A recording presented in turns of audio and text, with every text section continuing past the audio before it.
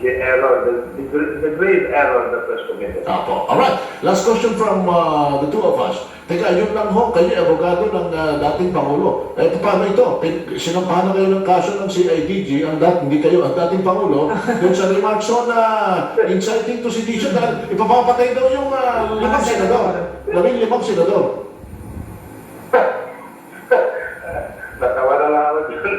Henry, seriously, hindi ko pa natanggap yung, hindi pa natanggap ng dating Pangulo yung kopya ng convey, na inihain kahapon.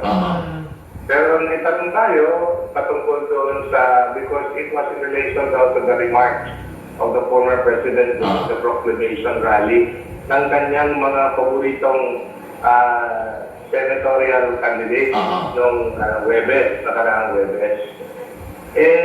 Ang sagot ko lang din, Henry, nung nagsabi siya doon sa remark na yan, ano yung sagot o reaksyon ng mga tao? Tumawa lahat.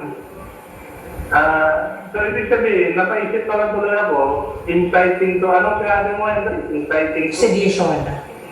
Actually, may incitement po. May inciting din.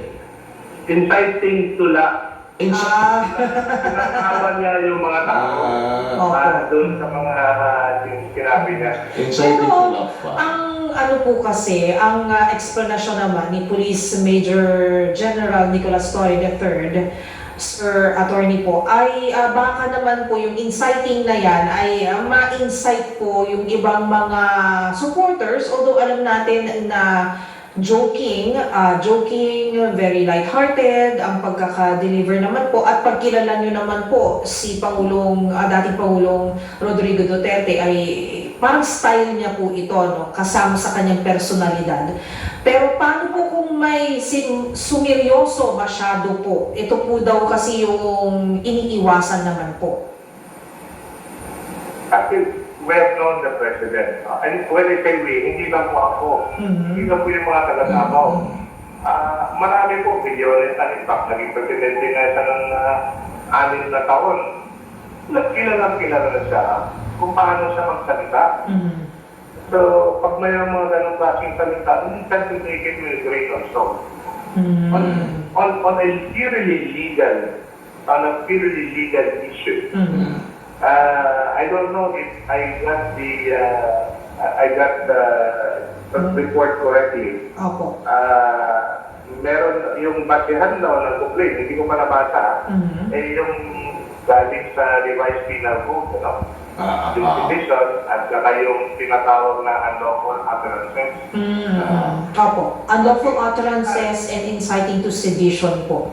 Okay, these are what you call mala in se. Ibig sabihin, yung mga labag na ginawa o allegedly under the revised penal code, may elemento dyan to prove criminal intent. Okay. Alright. Mahirap i-prove yung criminal intent sa Henry, sabi. Anyway. Napatawa na lang nga yung nakinig doon. Lahat kami. You were also present during that time, no? Yung Attorney, we would like to thank you for joining us. Salamat na marami sa inyo. Thank you po, Attorney. Okay. Alright.